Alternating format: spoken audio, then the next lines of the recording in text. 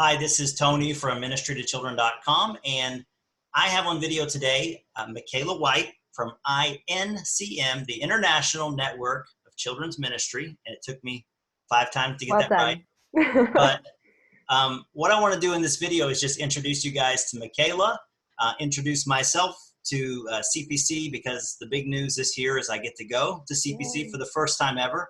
I've been piddling around in children's ministry like 15 years. And Wow, I'm finally going to the big, real, original conference. So that's awesome. I'm excited about that. But Michayla, welcome. And Thank you. it's nice to meet you. And maybe you can introduce yourself, because I can. Absolutely. Well, I'm Michayla White. I get to serve as the executive director for the International Network of Children's Ministry. I like to say that children's ministry is in my blood. My mom was a volunteer children's ministry director at our small church. So I was volunteering from the time I could cut paper. And so I've been serving in children's ministry for years now. And yeah, I think one of the things I noticed as a little girl is that I wished that there was someone who saw my mom and could support my mom beyond just the volunteers in our church. And I didn't even really know what I was wishing for. And then I started serving vocationally in children's ministry in some parachurch organizations locally. And that was where I was introduced to Children's Pastors Conference, which is how I got introduced to INCM. And INCM's existed for 40 years. I had no idea, and when my mom was serving, that this was around, or I probably would have said, "Mom, check this out." But INCM was started 40 years ago by children's ministry leaders who looked at each other and said, "This is not easy, and we need each other. And so what does it look like for us to serve kids and families together?" And that was where the Children's Pastors Conference was born out of. And just this really beautiful movement of children's ministry leaders together, recognizing that they had needs in their ability to disciple kids and families for the long haul. And so that's why we exist. We exist to connect children's ministry leaders to what they need. And we think those three things would be training, resources, and each other. And so we care about the soul of the leader as well. So it's just a great honor to get to run alongside this community and make sure that they have the training and equipping and tools and friends that they need to do what God called them to do. Well, great. Let me go out of order just a second, because Yeah. what you just said, and I'll hop over to, this is your website. You probably Yes. recognize that. But I was looking on here at some of the stuff you guys offer. I didn't know these webinars are on here, but then this is such a great resource, because you can just drop in and get these trainings. Like right now, you just have to put your email in. Is that about it? Yeah. Actually, I think if you click watch, it just takes you to where you put your name and email in, and then it just starts playing. So we do free webinars pretty much monthly to every other month. Just depends on the season. We recognize that there are certain seasons for children's ministry leaders that are more intense than others. And so we try to be mindful of that in how we provide our training. So yeah, those are some of the free things that we offer. So you do that training. And the big thing every year is the Children's Pastors Conference. Yeah. It's in January. It's in Orlando. And I'll tell you what I remember when I first came into children's ministry. I always thought, man, that would be so awesome, because you could go to this and then you could hit Magic Kingdom. Absolutely. For one day, and just absolutely, it could be like rest and relaxation, and then Mickey Mouse all at once. Yeah. Or Disney princesses, sorry. For sure. CPC has moved around the country, but our leaders have let us know many times that Orlando is their preferred location, and we don't blame them for that reason. There's an incredible opportunity there, not only to get connected to training through the conference, but also to make space for fun and family while you're there. Great. Well, let me put you on the spot. I'm gonna play the video from last year. You did this, and I think people can still buy like the whole thing from last year and watch it online. But this is the video, and this is kind of the wrap up from last year and the promotion for this coming year. And I just want you to react to this real quick. Okay. Because I think this video kind of shows everything what you've been saying. Yes. Oh man, this is the best. The worship time is a highlight for us. Absolutely. That's our early check-in party. Uh-huh. So we have like donut trucks and yeah, you can see our food trucks there for lunch. So much fun to get to. Yeah, in our resource center, we have over 85 providers in our resource center that are just there to connect leaders to tools that they need. Oh, there you are. Is that you? There you go. So that was last year's, and yes. I know if we have some time here in a minute, we'll talk about what's special for this year. But I just thought that was cool because, okay, I remember 10 years in children's ministry. I remember a couple things. One, going to big church was very rare. Yeah. For most people, unless you're like in a big multi-campus, multi-service. I was in a small church. We had one service, and I went for like 20 minutes, did the children's sermon, and then led the Exodus to the back, and had my program. Awesome. I had a lot of great times hearing about the sermon all week as the other pastors would just talk and talk and talk. But then for me to actually sit down and just be somewhere without the pager going off, without, the busyness of being at work, because for better or worse, you're the children's director, you're at work. You're responsible. You're responsible. You want, if anything goes wrong, you need to react. So for sure, seeing that worship center that, you guys provide at these conferences, I think that's great for people to get away and be with their peers. I saw some of the messages and anyway, it's exciting. I think it's a good thing. Yeah, it's, we love the training we get to provide, right? There's over 130 breakouts, and that's really just some of the meat of the conference. But I think what's precious about the environment at CPC is the attention to giving them an opportunity to go to church. And even if a children's ministry leader gets to sit in a church service on a Sunday, there's always like the tension of when is the pager going to go off, or I'm going to get tapped on my shoulder. And when they're in worship at CPC, they don't have that. There's a lot of freedom to be able to engage and just rest in the presence of God and have his word opened and be able to receive and be fed. And we actually start the event off with a worship and prayer experience. Our first general session is 3 hours of worship and prayer. Wow. And we do that because we think it's really important that God gets to be the first speaker at CPC. And it gives our leaders an opportunity to pump the brakes a little bit and slow down, take some deep breaths, and just be ready to receive what God would say to them at CPC. And it gives them an opportunity to see each other and recognize, oh, I'm not alone in this. There's other people who are just as thirsty. Yeah, that's awesome. To me, that's one of the big things. And I was sharing before we started recording, I was sharing like when I was in children's ministry, burnout, I mean, it was everywhere. I mean, it was just like, you couldn't beat it off. And after 10 years in the same church, it was finally the Lord moved me to a different calling to do some mission work. But, burnout was a big part of that, just the constant friction. And, I felt alone because I was in a smaller town. I was in a smaller church. There was friends in ministry I had, but it wasn't like, I don't know, it wasn't as close as it could have been. And I think these conferences, hindsight now is like, if I would have been intentional and got phone numbers and got, cultivated like 5 to 10, like my cohort, and just said, these are the people I'm going to talk to every week, no matter if I need it or they need it, And I think these conferences is where that happens. I mean, it can happen a little on Facebook, but like for real, this is where it kind of happens. Yeah, absolutely. I think we can lull ourselves into thinking that we are connected or that we have community just because of social media. And social media is beautiful. I think it's a gift when we use it well. But this conversation would even feel different if you and I were sitting across from each other at a table, right? It's different.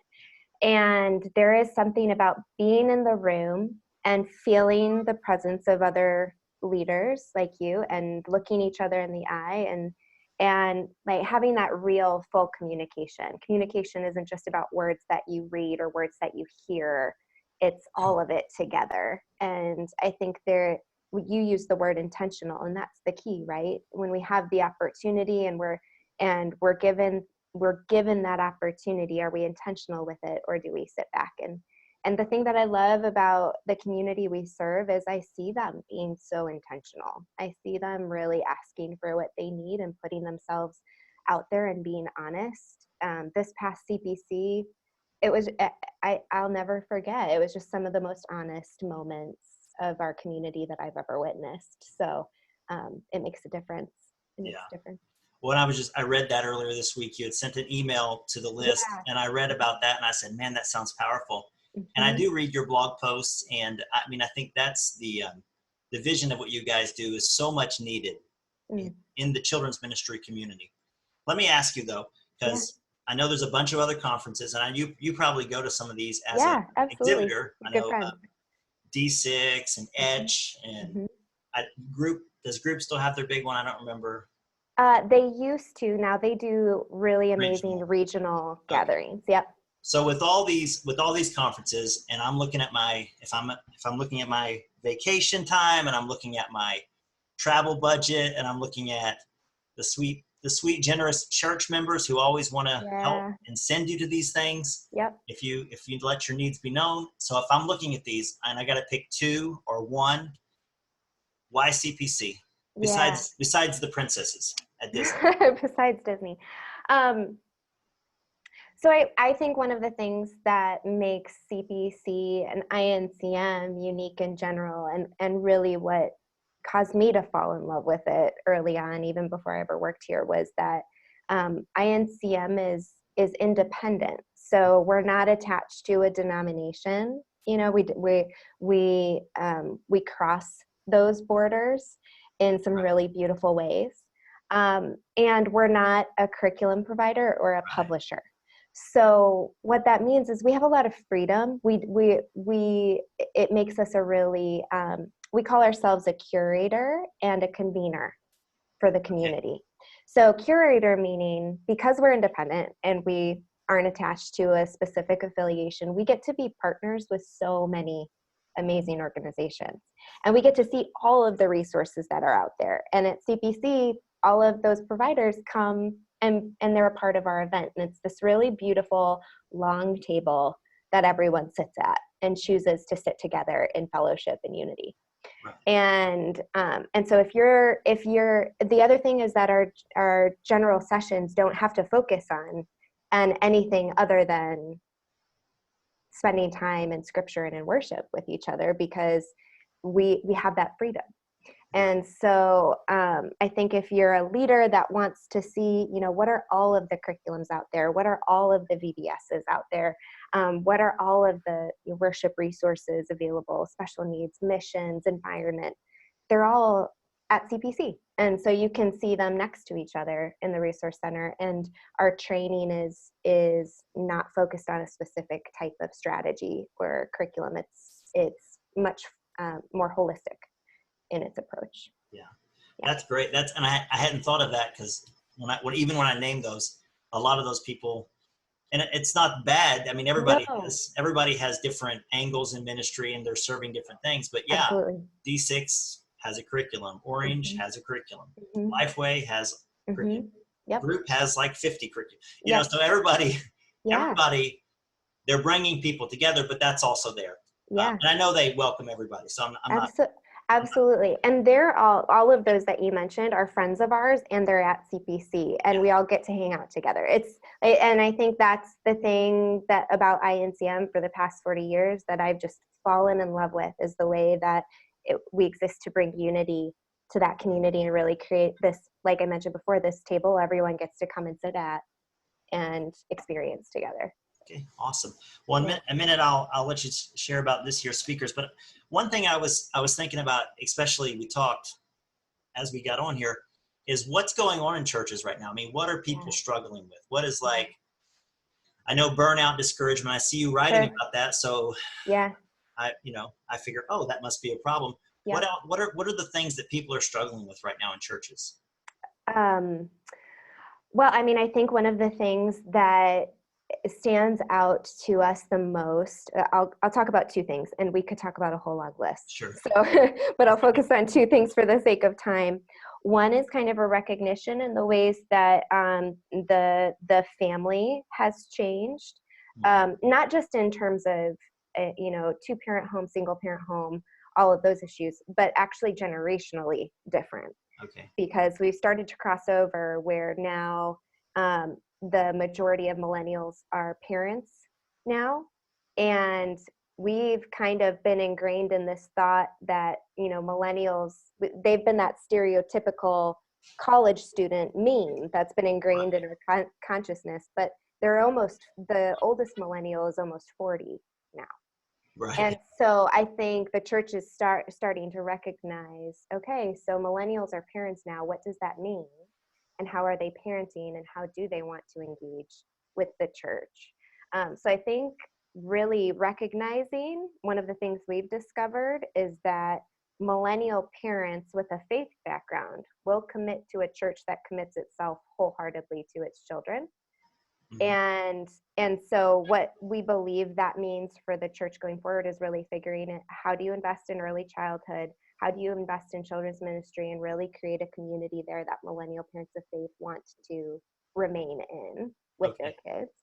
So I think that's a unique challenge and a question we're hearing coming up.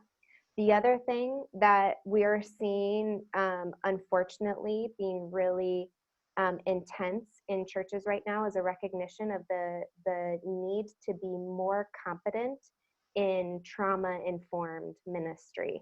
Yeah. And so what I love is that our churches are seeing an influx of kids who are hurting. What I'm sad about is that our churches are seeing an influx of kids who are hurting. Sure. And so they're recognizing a need to really grow in how they train their volunteers, and even in how their church welcomes these kids and cares for these kids throughout their programs. So I think it's a unique challenge, and one that I'm very pleased to see our community stepping into and asking questions about. And I saw there was a webinar you guys did. That's probably available now? So yes, the trauma webinar. On that webinar page, it's with our friends Beth Guckenberger and Kim Botto. I think they're two of the leading voices in this, so I'd really recommend people following them. Yeah, I've met them both, actually. That's what miracle. I know both of those. Kim especially. Kim's just up the road in Cincinnati, and yeah. So what's going well in churches? I mean, not to always talk about struggles, but what are some things that when you get together with people in ministry, what's like, high fives about right now? Yeah, I mean, I think that there is, how would I define it? Probably humility, like a recognition of the importance of learning and growing and developing, and not leaning onto last year's learning. Right. That's something I've been really encouraged by. I think the other thing that stands out to me is more leaders recognizing that the pace that they're functioning at is not going anywhere good.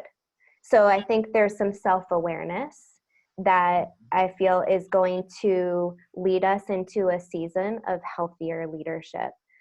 Again, it's going to require intentionality. We're recognizing that there's a pace problem. Now we have to be intentional with how we actually address it. But I am very encouraged by that. Great. And I'll just shout out, because your blog had an article about self-care just a few months ago, and self-care in ministry. That really makes a lot of sense. Just building habits in your ministry, or you won't make it. Absolutely. So, absolutely. All right, let's go back to your website now. Okay. Because I want you to talk about this year, because some of these people I know, and some of them I don't. Okay. Let me get it here. Okay, so this year, CPC Orlando. The theme is Rhythms of Grace, and you can tell me what that means, and then we can talk about some of these speakers. Yeah, so one of the passages that our team was just sitting in was in Matthew 11, when Jesus is talking about walk with me, work with me, learn how I do it, learn the unforced rhythms of grace. And one of the things that stands out to me from that, and I shared this story actually at CPC 19 when we were introducing the theme of CPC 20. I was at a youth pastors conference, and this band came on stage. It was the City Harmonic, and it was the first time I'd ever seen Manifesto, that song, played in person. And the lead singer and pianist was standing at the piano playing it.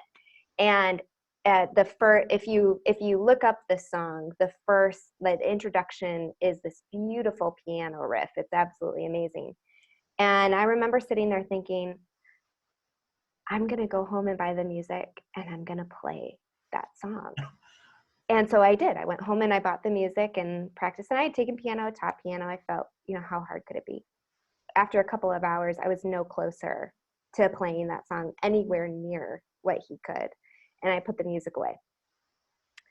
And I think we do the same thing in our discipleship, where we want the time on stage where the discipleship feels good and easy and free. But there is a lot of practicing, a lot of learning, a lot of walking that supports what that stage time looked like. And I look at someone like Beth Guggenberger, her, and would understand this. And it's like, I just want that to rub off on me. Like, can I get some of that?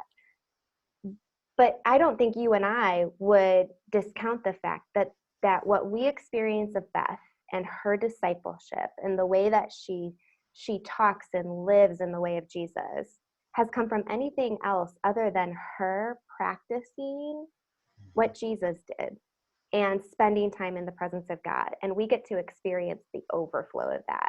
Like, her unforced rhythm of living, her unforced way of walking in the way of Jesus is because she grasped, walk with me, work with me, learn how I do it. And so we wanted to take some time at CPC 20 and just consider it. What are the practices Jesus modeled for us as his disciples, him as our rabbi? What are those practices that he modeled? And are we living in them? Like, are we practicing them? And what does it look like to make space for the presence of God in our life? And when I was at CPC, I asked the question, you read this in that blog post, I asked the question, how many of us would say that we struggle making, time in scripture or worship or prayer daily a priority? Everyone stood up. And I had them sit back down and I asked them a second question. And it honestly, I wasn't sure if I would be the only one up there. Like, maybe I'm the only one who would make this connection. But I asked them, how many of you can make the connection that the times when you were not making space for those things a priority are also connected to times in your life when you were most burnt out, worn out, tired of religion? And like, I had this like moment where my heart is beating out of my chest, because I'm like, surely I'm not the only one, but maybe. And the entire room stood up. And it was just a moment where I was like, good, like, we're honest with each other right now. And by standing, we're reminding one another that the deficit of time that we spend with God is only going to nourish how burnout or worn out we get in this race. And so we just committed there in that moment of, we know that these rhythms are really important. So what does it look like for us to practice them? And that's what we're going to be really focusing on at CPC 20. That's awesome. I'm excited. And people still have time to plan, because it's, you're actually still in the early bird rate. Like, if people want to, it's like till November something. Yep. End of November is when the early bird flies away.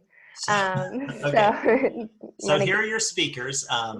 Beth, Joe, Keith, Margaret, Albert, Megan, and Darren. Yes. And I know we're already out of time, but is there anything you just want to say about this group and how this group came together? Because I know at these events, it's always God who, I know you're planning it, but it doesn't happen until you get there that you say, oh, this is all just God's perfect weaving the group together. All I can say is that when watching the way that this team came to be has very much given me the sense that there is a incredible work God intends to do at CPC. Like, for example, I'll just give you one. I was in Colorado, meeting up with some partners of ours, and I was at a coffee shop in a random suburb of Colorado. Right. And I wasn't supposed to be at that coffee shop yet, but I had stopped in just to get a cup of coffee.